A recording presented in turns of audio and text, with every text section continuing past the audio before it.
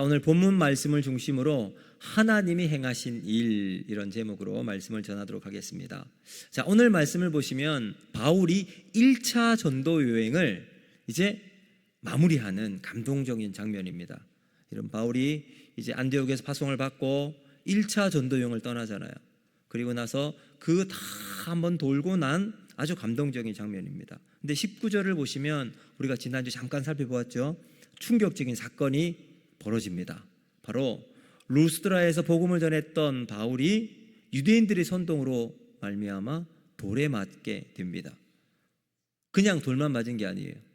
돌이 맞은 게 아니라 얼마나 처참하게 맞았는지 사람들이 바울이 죽은 줄로 알고 시체처럼 성 밖에 내다버린 겁니다. 여러분, 어마어마한 일이죠. 그러니까 여러분, 우리가 이것을 보면 알 수 있는 게 복음은 고난이 따른다라는 겁니다. 하나님 나라를 세우는 일에는 반드시 저항이 생긴다는 거죠. 바울이 이 죽음의 문턱에서 다시 일어날 수 있었던 이유는 무엇일까요? 다시 일어날 수 있었던 이유가 뭔가? 그리고 그 험난한 선교 여행을 마무리하면서 오히려 기쁨과 감사함으로 마무리할 수 있는 비결이 뭔가? 여러분, 그 비결이 바로 고난보다 더 큰 영광이 기다리고 있음을 알았기 때문입니다. 믿으십니까? 고난이 있더라도 그 고난보다 더 큰 하나님의 영광이 우리에게 있기에 바울은 그 영광을 바라보고 그 모든 것을 감당할 수 있었다는 거죠. 여러분, 하박국 3장 17절과 18절 말씀, 우리가 참 잘 알고 있는 말씀인데 우리 같이 한번 읽어볼까요? 시작. 비록 무화과 나무가 무성하지 못하며 포도나무에 열매가 없으며 감람나무에 소출이 없으며 밭에 먹을 것이 없으며 우리의 양이 없으며 외양간에 소가 없을지라도 나는 여호와로 말미암아 즐거워하며 나의 구원의 하나님으로 말미암아 기뻐하리로다. 아멘. 여러분, 하박국 선지자가 뭐라고 고백합니까? 자기의 원래 가져야 할 이익들, 자기가 소망했던 것, 자기가 희망했던 것 아무것도 없어요. 외양간에 소도 없고 포도나무도 없고 무화과 나무도 없고 열매가 아무것도 없는 상태에서도 단 한 가지 기쁨과 즐거움을 누릴 수 있는 이유가 뭐라고요? 여호와로 말미암아 즐거워하며 구원의 하나님으로 말미암아 기뻐하리로다. 여러분, 이 믿음의 고백을 여러분 동일하게 바울도 경험하게 되는 겁니다. 고난과 어려움, 열매가 없고 소출이 없고 외양간에 소가 없어도 나는 여호와로 말미암아 나를 구원하신 예수 그리스도의 십자가가 내 안에 생명이 흐르기에 그 은혜로 기뻐하고 감사할 수 있었던 거죠. 오늘 이 말씀을 통해서 세 가지 살펴보면서 여러분과 함께 말씀을 나누고 기도의 제목을 삼고자 합니다. 자, 바울이 고난 중에 다시 복음을 위해 헌신할 수 있었던 첫 번째 이유는 뭐냐? 바로 말씀의 생명력에 대한 확신이 있었기 때문입니다.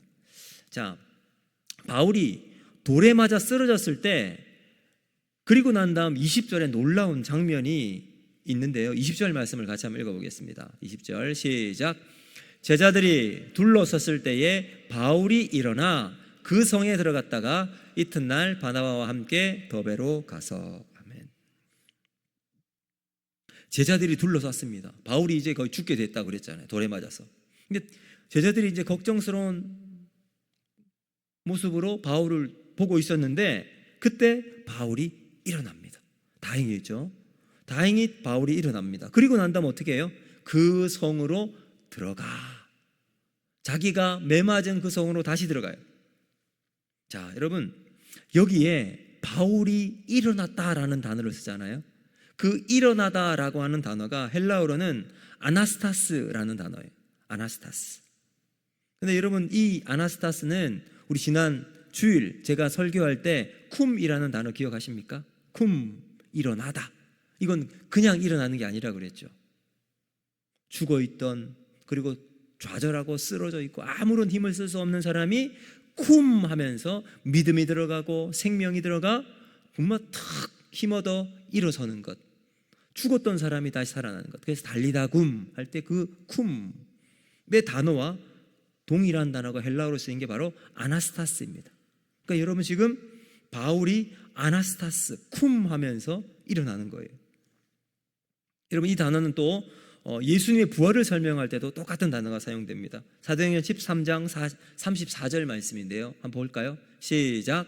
또 하나님께서 죽은 자 가운데서 그를 일으키사 다시 썩음을 당하지 않게 하실 것을 가르쳐 이르시되 내가 다윗의 거룩하고 미쁜 은사를 너희에게 주리라 하셨으며. 여러분, 여기 나오는 일으키사라고 하는 게 바로 아나스타스입니다. 아나스타스. 그러니까 여러분, 바울이 일어납니다. 단순히 몸을 일으키는 것이 아니라 예수의 생명을 통해서 다시 일어날 힘을 가지게 된 거죠. 자, 여러분, 바울이 그러한 생명력 있는 일어남, 아나스타스를 가질 수 있는 이유는 뭔가? 바로 그 안에 생명의 말씀이 있었기 때문입니다. 여러분, 바울이 사역 초기 야고보는 헤롯에 의해서 죽임을 당합니다. 그리고 베드로는 옥에 갇히게 됩니다. 그러면 교회가, 그리고 믿는 사람들이 완전히 이제 싹이 다 사라질 것 같은데 그 다음 놀라운 결과가 일어나죠. 어떻게 나오냐면 사도행전 12장 24절을 보면 하나님의 말씀은 흥왕하여 더하더라 라고 말해요. 여러분, 놀랍지 않습니까? 지도자가 순교하고 감옥에 갇혀 있는데 하나님 말씀은 더욱 부흥하여 더하게 되는, 그럼 그 은혜가 있게 되는 힘이 어디 있을까요? 바로 말씀에 능력이 있고 여기에 생명이 있기 때문입니다. 자, 바울은 우리가 24장 초반에 보면 루스드라에서 태어나서 한 번도 걸어보지 못했던 사람을 만나요. 그리고 그 사람의 손을 붙잡고 이렇게 세우죠. 그래서 뭐라고 했냐면 내 발로 바로 일어서라 라고 이야기를 하자. 그러자 이 사람이 일어납니다. 여러분, 자기가 그 사람에게 선포했는데 그 말씀의 능력을 자기 몸으로 직접 체험을 하는 거예요. 생각해 보세요. 여러분, 지금 거의 반신불수예요. 돌에 맞아서 기력이 없고 완전히 죽은 사람처럼 성 밖에 내쳐졌는데 자기의 몸으로 일어나 걸어갑니다. 여러분, 그 말씀의 능력이 자신의 몸으로 체험을 하고 그 은혜를 다시 한번 경험하게 되는 거죠. 여러분, 바울은 자기 생명보다 말씀의 생명력이 더 강하다는 것을 믿었습니다. 그래서 이제 루스드라에서 더베로 한번 더 들어가요. 더 들어가서 거기서 또 말씀을 전합니다. 그리고 난 다음 이제 다시 백해요. 돌아와서 자기가 왔던 안디옥으로 돌아가는데 그냥 돌아가지 않습니다. 어떻게 돌아오느냐? 자기를 죽이려고 했던 도시로 들어가서 마치 AS 하듯이 성도들을 만나서 다시 위로하고 격려하고 힘을 주며 합니다. 자, 여러분, 우리는 세상의 일을 하면서 우리의 마음을 빼앗길 때가 참 많습니다. 그러나 모든 믿는 자에게 구원을 주시는 하나님의 능력인 이 말씀을 붙잡을 때 우리는 바울처럼 다시 일어나게 될 줄로 믿습니다. 사랑하는 성도 여러분, 믿음으로 바로 서기를 원하십니까? 여러분, 그렇게 바울처럼 일어나기를 원하십니까? 하나님 말씀의 능력이 오늘 이 시간 우리 심령 가운데 들어가는 역사가 있기를 주님 여러분 축복합니다. 여러분, 하나님 말씀을 바르게 경험할 때 우리도 일어날 수 있게 되는 겁니다. 여러분, 사도 바울의 관심은 자신의 안전과 생명에 두지 않았습니다. 우리는 세상 일, 내가 하고 있는 여기에 많은 관심이 있을지 모르지만 거기에 관심을 두지 않았어요. 사도 바울은. 우리는 어디에 우선순위를 둘 것인가? 오늘 사도 바울처럼 하나님 말씀에 나의 삶의 우선순위를 두는 저와 여러분이 되기를 주님의 이름으로 축복합니다. 복음을 위해서 오늘도 우리는 나의 갈 길을 달려가노라. 바울은 표대를 향하여 십자가를 향해서 그 길을 끝까지 완주하고 걸어갔죠. 여러분, 그래서 로마서 1장 16절을 보면 바울이 이렇게 고백하죠. 우리 같이 한번 읽어보겠습니다. 시작. 내가 복음을 부끄러워하지 아니하노니 이 복음은 모든 믿는 자에게 구원을 주시는 하나님의 능력이 됨이라. 먼저는 유대인에게요 그리고 헬라인에게로다. 아멘. 여러분, 바울이 이 자신의 사명을 위해 달려나갈 수 있는 이유는 바로 복음이 그 안에 있었기 때문입니다. 여러분, 오늘 우리도 그 복음, 우리에게 생명 주시는 말씀의 복음, 복음의 말씀이 날마다 우리 안에 넘치기를 주님의 이름으로 축복합니다. 일단 두 번째, 바울이 고난 중에도 다시 복음을 헌신할 수 있었던 이유는 뭐냐? 환난에 대한 바른 이해와 태도가 있었기 때문입니다. 자, 그리고 나서 바울이 제자들에게 이렇게 권면을 해요. 22절 같이 한번 읽어보겠습니다. 시작. 제자들의 마음을 굳게 하여 이 믿음에 머물러 있으라 권하고, 또 우리가 하나님의 나라에 들어가려면 많은 환난을 겪어야 할 것이라 하고. 아멘. 자, 여러분, 바울에게 환난은 어떤 의미였을까요? 바울에게 환난은 자기가 복음을 경험하고 예수님을 탁 빛 가운데 만났잖아요. 그 길은 예수 믿는 사람을 죽이러 가는 길이었습니다. 근데 그곳에서 자기가 예수님 만나서 완전히 변화된 삶을 살아갑니다. 그러니까 어떤 부분에 있어서 바울에게 고난은, 예수 믿는 사람이 내가 핍박한 것처럼 예수 믿게 되면 환난과 고난이 기다리고 있구나라는 생각을 했을 겁니다. 그래서 바울에게 환난은 피해야 할 저주가 아니라 당연히 거쳐가야 할 과정으로 생각을 했습니다. 그래서 바울이 부름받았을 땐 바로 자신에 대한 사명의 전제는 다음과 같았어요. 사도행전 9장 15절과 16절인데요. 우리 같이 한번 읽어보겠습니다. 시작. 주께서 이르시되 가라. 이 사람은 내 이름을 이방인과 임금들과 이스라엘 자손들에게 전하기 위하여 택한 나의 그릇이라. 그가 내 이름을 위하여 얼마나 고난받아야 할 것을 내가 그에게 보이리라 하시니. 아멘. 여러분, 이미 바울이 사도로 딱 부름받았을 때 우리 하나님께서, 예수님께서 뭐라고 말씀하셨어요? 내가 이방을 위해 택한 나의 그릇이다. 그리고 난 다음 그건 뭐라고 해요? 내 이름을 위하여 얼마나 고난을 받아야 할 것을 내가 그에게 보이리라.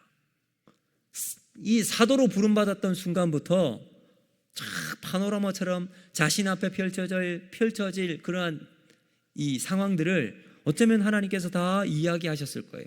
네가 이방인의 사도로 부름을 받을 텐데 그 길은 쉬운 길이 아닐 거다. 엄청난 고난과 핍박과 환난이 네 앞에 있을 것이다. 여러분, 그 하나님의 음성을 들었을 때 바울은 어땠을까요? 거부하고 나 이 길 안 할래요 라고 말하지 않았습니다. 왜 그랬을까요? 그 고난을 통해 하나님이 우리에게 주신 놀라운, 그것보다 더 큰 고난 이후 하나님이 주신 영광을 맛보았기 때문이죠. 자, 그러면 왜 하나님은 우리에게 고난을 주시면서 일하실까요? 첫 번째는 우리를 정결하게 하기 위해서입니다. 그럼 여기 앞에 보시면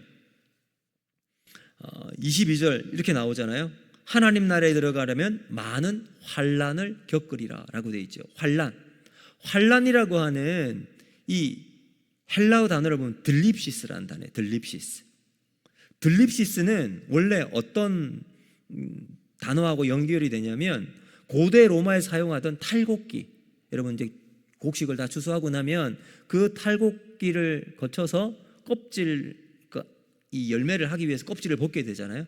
그 껍질을 벗길 때 사용하는 탈곡기를 바로 들립시스라는 단어를 사용했다고 합니다. 자, 여러분, 곡식을 탈곡기에 넣어서 짓눌러서 껍질을 벗겨내는 것처럼 불필요한 거칠애와 이런 것들을 다 벗겨내고 알곡, 그 본질만 남기는 과정이 바로 이 환난, 들립시스라는 거죠. 환난을 통해서 믿음의 본질, 믿음의 알곡, 믿음의 열매를 가져나가는 그 길을 보여주는 거죠. 여러분, 하나님은 우리를 환난이라고 하는 탈곡기를 통해 우리 안에 있는 껍데기, 불순물을 제거하시고 우리를 정결한 알곡으로 만들어 나가신다는 거죠. 바울은 이것을 알았던 겁니다. 그리고 고난을 주시면서 무엇을 하셨는가? 두 번째는 하나님의 복음을 효과적으로 전하기 위해서입니다. 여러분, 빌립보서 1장 12절 보시면 이런 말씀이 있어요. 우리 같이 한번 읽어볼까요? 시작. 형제들아, 내가 당한 일을 도리어 복음 전파의 진전이 된 줄을 너희가 알기를 원하노라. 여러분, 바울이 고난 당하는 것이 내게 유익이라, 당한 일 때문에 고난을 받은 것 때문에 복음 전파의 진전이 나타났다라는 거죠. 그러면서 겸손을 알고 낮아짐을 알고 비움을 알게 됩니다. 그러면서 궁핍에 처하면 궁핍에 처한 자 상황대로, 부한 자리에 있으면 부한 자처럼 삶을 살아가는 일체의 비결을 배우게 되는 거죠. 내가 낮아지고 고통을 당할 때 오히려 그리스도께서 더 선명하게 드러나는 것을 깨닫게 됩니다. 여러분, 세상은요 유토피아를 꿈꾸며 사람들이 살아가죠. 저마다의 행복의 길을 찾아 나가는 방법을 만들어 나갑니다. 돈을 많이 벌고 힘을 많이 가지고 많은 사람을 부리는 사람으로 내가 딱 서기를 원합니다. 그것이 유토피아라고 생각을 합니다. 여러분, 유토피아는 유가 좋다라고 하는 의미고요. 또 토피아는 토포스라고 하는 이제 장소예요. 그러니까 유토피아는 좋은 곳이에요. 좋은 곳. 즉 고통이 없는 내가 원하는 삶을 이루어가는 곳이 유토피아예요. 근데 반대는 디스토피아예요. 디스토피아는 고통, 우리가 앞서 보았던 들립시스, 핍박이 있는 곳이 바로 디스토피아입니다. 여러분, 이 디스토피아에 살아가면 얼마나 고통스러운 일들이 많이 있겠습니까? 근데 바울은 뭐라고 이야기합니까? 고난받고 핍박받는 것이 오히려 복음의 진전이 된 줄 너희가 알기를 원하노라 라고 이야기합니다. 왜 그랬을까요? 여러분, 그것이 알곡을 남기기 위한 과정이기에 기꺼이 그 일에 동참할 수 있는 마음이 있기 때문입니다. 여러분, 그리스도인들은 고난을 통해 하나님 나라를 소유하는 자들입니다. 하박국 선지자의 고백처럼 외양간에 소가 없을지라도 구원의 하나님으로 인해서 기뻐하는 삶을 살아가는 그 기쁨이 우리 안에 있기 때문입니다. 사랑하는 성도 여러분, 오늘도 우리는 어쩌면 우리가 살아가는 세상 속에 환난이 없기를 바라고 좋은 일만 생기기를 원해서 하나님께 기도하는 경우도 많습니다. 그러나 때때로 만나는 어려움을 볼 때 그때 우리는 어떻게 기도할까? 하나님, 이 일을 통해 하나님의 은혜를, 하나님의 마음을 깨달을 수 있는 시간이 되게 하여 주시옵소서. 우리를 정결하게 하시고 하나님의 뜻을 내 안에 품을 수 있는 시간이 되게 하여 주시옵소서. 이렇게 기도하는 저와 여러분이 되기를 바랍니다. 또 마지막 세 번째, 바로 기쁨과 성령이 충만하기 때문입니다. 자, 이제 바울이 더베를 가요. 이 더베는 1차 전도 여행의 마지막 코스입니다. 이제 거기를 기점으로 해서 마치 마라톤의 하프 코스를 지나고 그러면 반환해서 돌아오잖아요. 그 돌아가는 기점이 바로 더베였습니다. 자, 그런데 돌아가는 길에 그냥 가지 않아요.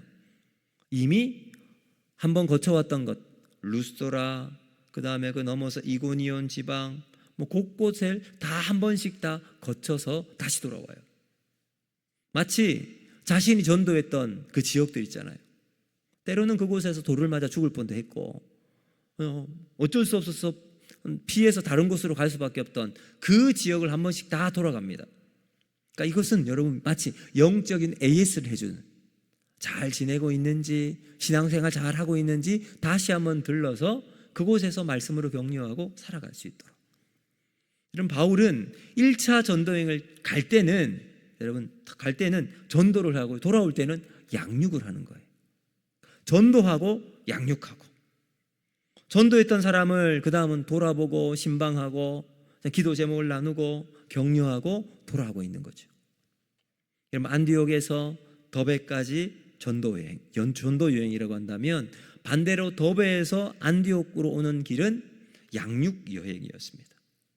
여러분, 그렇게 돌아오는 길에 각 교회에 이제 양육의 일환으로 각 교회를 또 책임지고 이끌 수 있는 지도자들을 세워요. 장로들을 세우는 장면이 나오는데, 그래서 그 장로들을 세워지고 그 지역에 교회가 딱 세워지게 됩니다.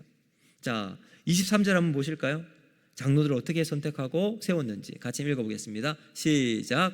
각 교회에서 장로들을 택하여 금식 기도하며 그들을 믿는 주께 그들을 위탁하고. 아멘. 자, 각 교회에 이제 장로님들이 세워집니다. 근데 여러분, 여기 장로님이 세워지는데 두 가지 점에 우리가 유의를 해야 돼요. 첫 번째는 장로님을 세우는데 특이한 점이 뭐냐면 기도를 했대요. 그러면 누구와 기도했을까요? 장로 될 사람이 기도했을까요? 그 교회 교인들이 기도했을까요? 장로가 아니라 그 교회 교인들이 세워질 장로님을 위해서 기도하고 있어요. 그냥 기도한 게 아니에요. 무슨 기도했습니까? 금식 기도하면서 세워질 장로님을 위해서 간절히 기도합니다. 여러분, 이게 중요한 거예요. 성도들이 이제 교회를 이끌어 나갈 이제 세워질 지도자 장로님을 위해서 기도하고 있습니다. 어떻게? 금식 기도하면서 기도하고 있습니다. 근데 여러분 보니까 이 원리는 맨 처음에 바울과 바나바가 안디옥 교회에서 파송받을 때도 마찬가지였어요. 13장에 바울이 파송을 받는데 여러분 이렇게 합니다. 사도행전 13장 2절과 3절 한번 보실까요? 자, 같이 읽습니다. 시작. 주를 섬겨 금식할 때에 성령이 이르시되 내가 불러 시키는 일을 위하여 이에 금식하며 기도하고 두 사람에게 안수하여 보내니라. 아멘. 여러분 여기도 보세요. 안디옥 교회에서 2명의 선교사를 파송합니다. 어떻게 해요? 그 교회 교인들이 기도해요. 그냥 기도하는 게 아니라 금식하며 기도하고 두 사람에게 안수해서 파송하면서 보내요. 여러분 이게 교회가 할 일입니다. 바울의 시작은 금식을 통해서 성령의 보내심으로 그의 사역이 시작이 되었습니다. 여러분 모든 지도자는 철저하게 자기를 부인하고 성령의 은혜를 따라 시작해야 합니다. 여러분 그 일을 해나가기 위해서 그 교회 교인들이 기도하는 겁니다.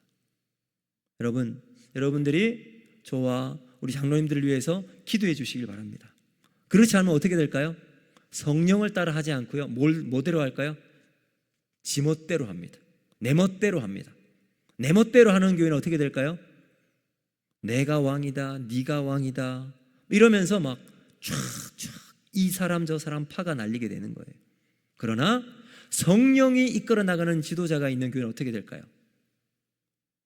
없습니다. 성령이 이끄시는 대로 교회가 세워지게 되는 거죠.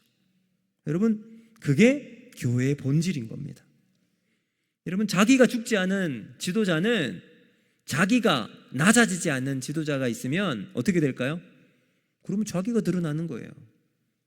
모든 사역은 성령의 이끌리심을 따라 세워져 나갈 때 그 교회가 성령이 이끌리는 교회가 되는 거죠.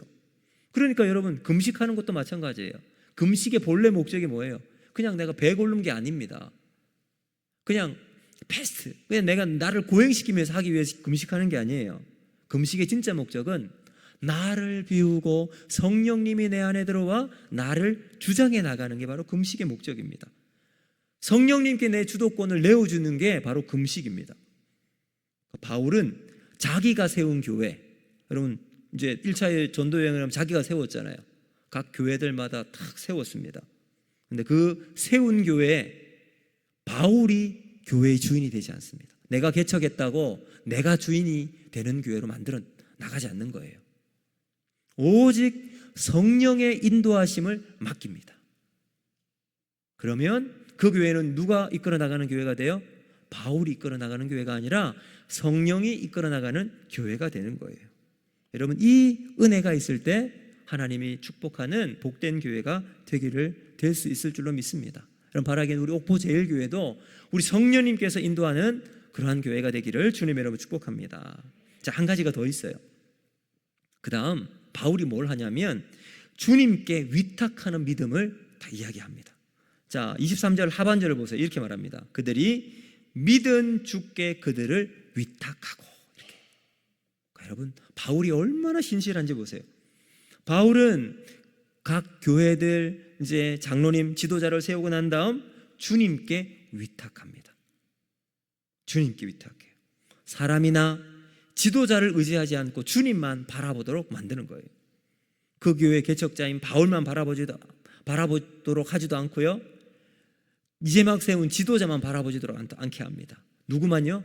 주님께 위탁합니다. 오직 주님만 바라보도록 만들고 있습니다. 여러분 우리가 주님을 바라볼 때 그 사람이 홀로 서기를 할 수 있어요.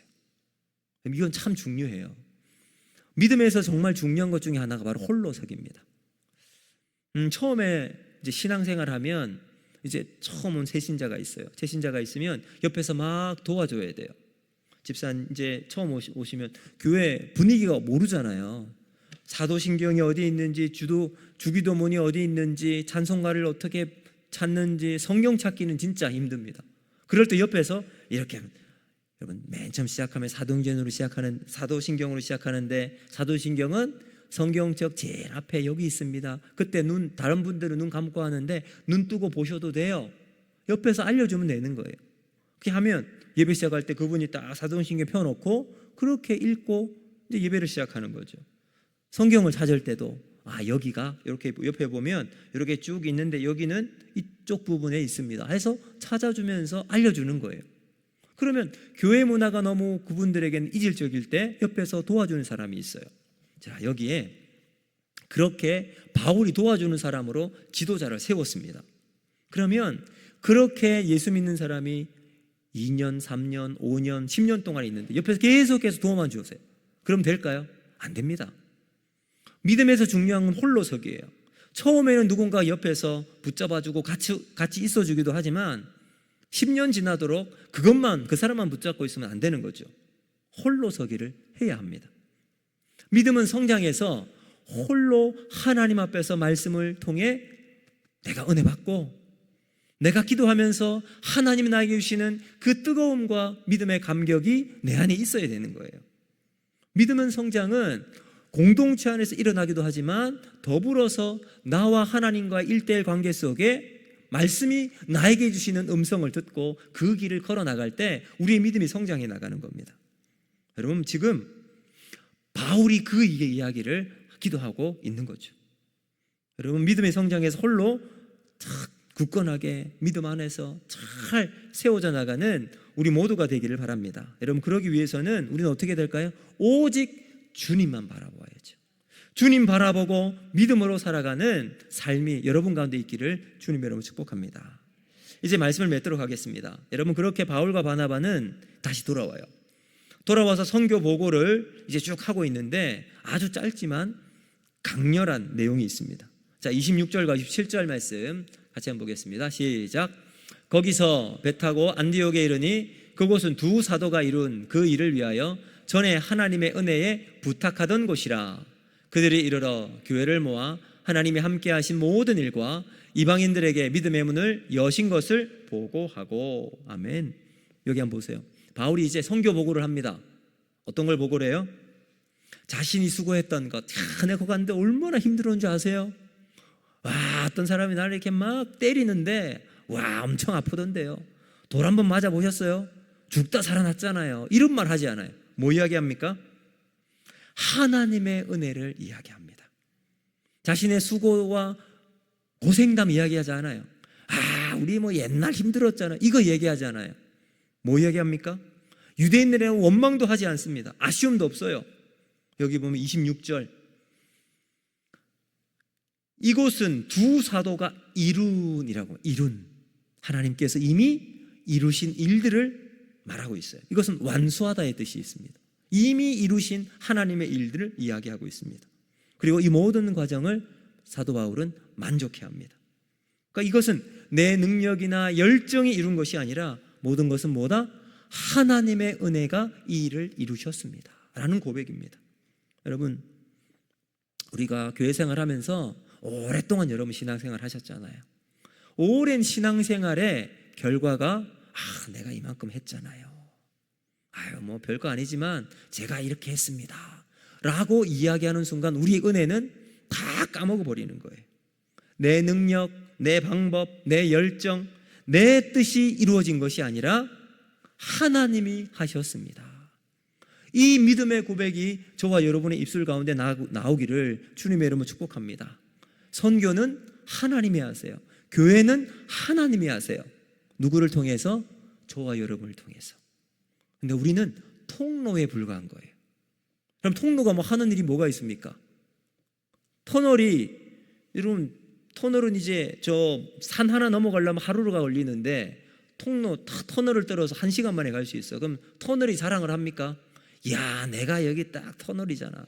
아니에요. 하나님은 우리가 터널이 되어서 하나님이 행하신 일들을 나타내는 여러분 일로 사용되기를 원하십니다. 오늘 우리는 그 하나님의 일에 통로로 쓰임받음에 감사하며 오직 하나님만 높이는 저와 여러분이 되기를 주님의 이름으로 축복합니다. 여러분, 그럼 우리가 해야 될 일은 뭘까요? 순종과 결단입니다. 하나님, 내가 주님 위에 순종하겠습니다. 주님 위에 끝까지 주의 일 감당하겠습니다. 여러분, 이 믿음의 고백으로 살아가는 저와 여러분이 되기를 주님의 이름으로 축복합니다. 여러분, 고난주간을 보내면서 이 고난을 내가 힘들어야지, 내가 고통을 받아야지, 이게 아니에요. 고난주간의 의미는 내가 고통받고 내가 막 밥도 안 먹고, 물론 그것도 필요하기도 하지만 그게 목적이 아니에요. 이 고난의 길을 통해, 십자가를 통해 예수님이 우리를 얼마나 사랑하시는지, 하나님이 우리를 구원하기 위한 하나님의 사랑이 거기 담겨 있는 것을 깨달을 수 있도록 그 고난의 길 우리도 같이 걸어가는 거죠. 이 본질을 알고 오늘 우리 고난주간 믿음 가운데 하나님의 행하신 일들을 다시 한번 우리 속에 새기며 살아가는 저와 여러분이 되기를 주님의 이름으로 축복합니다. 이 말씀을 기억하면서 우리 이 찬양 같이